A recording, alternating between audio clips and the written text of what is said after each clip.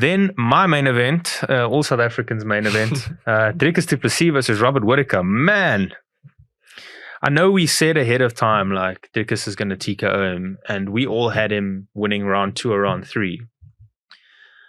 But, bro, like, it's Robert Whittaker. Yeah. You know what I mean? And what he did to him as well. Because he won the first round. I think he, like, on the scorecards as well, do you know? They all had 10-9 to Dricus. Yeah.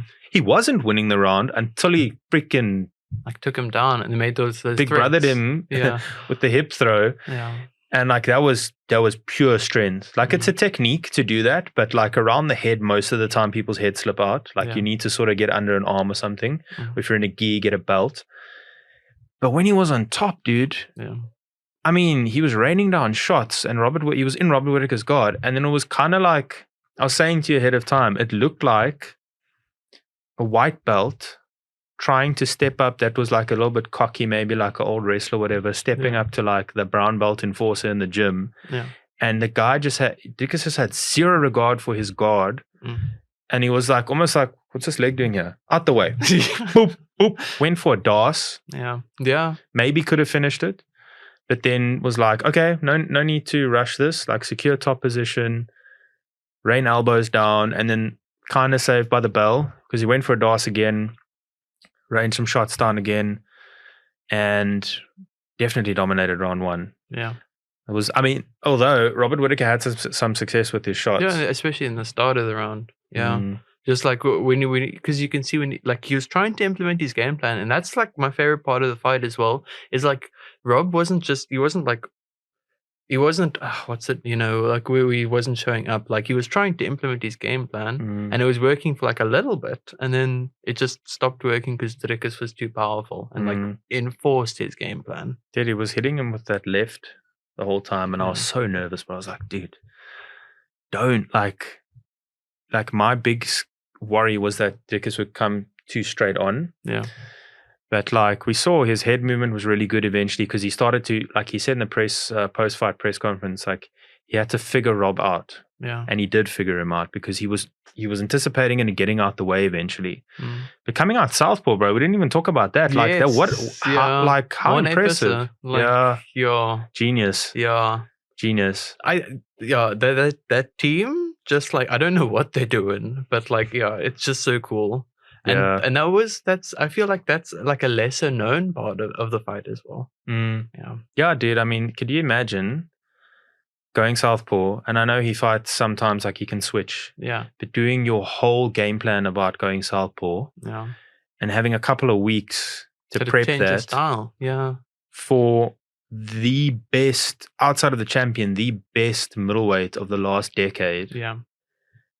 And doing it so successfully and making it actually look, once he figured out the range and figured out the move and make it look easy. Yeah, he took him down with a jab. Dude. Like, yeah. I mean, it was actually, there was a few shocking moments in that fight. One was how strong Dricus was compared to Whittaker. And looking back, we always knew he was strong, but like, dude, Whittaker's an Olympic level wrestler. Yeah. And he could not get out.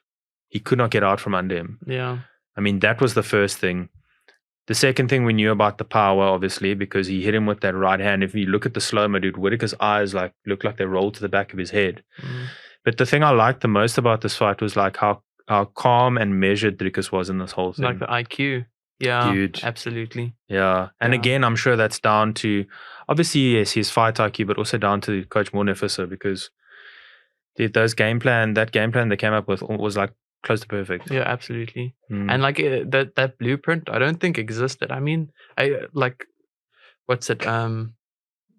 Rob versus Southpaw. Apparently, they just said he gets hit more. That's not something I've ever noticed. Yeah, I'm trying to think of when his last fight against the Southpaw was. I think Izzy might have knocked. No, Izzy didn't knock him out Southpaw. Izzy knocked him out orthodox.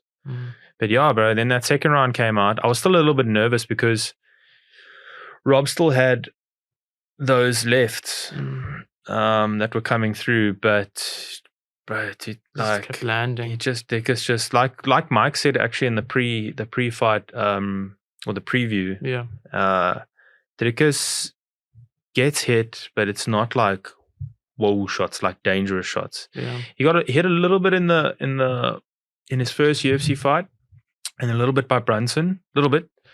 But they take the damage to be able to give the damage, like Mike said. And the damage he took, his face is a little bit busted up, but like what he inflicted on Robert Whittaker was just something else. Shocking the world, eh? And it was actually quite sad, like, because it was really happy because like Dricus, of course, but I was honestly quite sad as well because like I haven't seen any interviews with Rob since then. No, I actually looked at his Instagram as well to see if he said anything. Yeah. I feel sorry for Rob Whittaker, dude, but he's such a nice guy and real legend, definite Hall of Famer. But I mean, it's gonna be interesting to see where he goes from here because he can't go up to light heavyweight. Can't make it. And he's too small. He can make it. I think he's gonna be too small, dude. I mean, Dricus dwarfed him. Yeah. Dricus is a big middleweight, but Dricus dwarfed him. Go down to welterweight. His chin as well was not the best at welterweight. So it's gonna be interesting now to see what he does from here. Yeah. But I think Rob's safe in the fact that I think Dricus can beat Izzy. They might do a rematch, and then Rob, if he just wins his fights, he might get his rematch then. Yeah. Dude, another thing. 100% oxygen Dricus is a beast. He was like, okay, so I didn't I went to sleep, like, to be completely honest. I like 12 o'clock came, I was like, okay, I'm gonna fall asleep. And like as I fell asleep, I kind of gave up hope. I was like, okay, I see this playing out as like Dricus it's gonna go the full 3 rounds, and I don't think Dricus can do it. Like it's Robert Whittaker. And I wake up the morning and I see one, and I'm like, like blew my mind. And then I go watch it, and he was just like, he didn't look phased. Like he didn't look tired after the Octagon post-fight interview. The interview. Yeah, like he was fine. Like he was breathing normally, and like I don't know, it was just so cool to see. Like. Just this calm collect. It was like a different Dricus, honestly. Yeah. And it just, I was chatting to, so before Mike brought up the point about recovery, one of the brown belts at our gym is a doctor as well. And I was saying to him, like, what is, besides getting your oxygen in, like, that's probably the big difference, but is there another difference? And he said, it's not so much about getting the oxygen in. And this is what Mike also explained so perfectly. Yeah. It's not about getting the oxygen in. It is about getting the oxygen in, but it's not just about the output, it's about recovery. Yeah. And he said exactly the same thing. When you breathe through your mouth, it's more muscle, diaphragm is going. So Dick has always had good cardio. It's just that he hasn't been able to recover again and recover in time. So now, dude, setting up a title fight. First time ever South African's going to fight for a title. Setting up a title fight with Israel Adesanya. Hey guys, if you enjoyed that clip, I've got another one for you over here and over here. Please don't forget to subscribe over here and have a look at my other socials down in the description box below. Thanks for watching.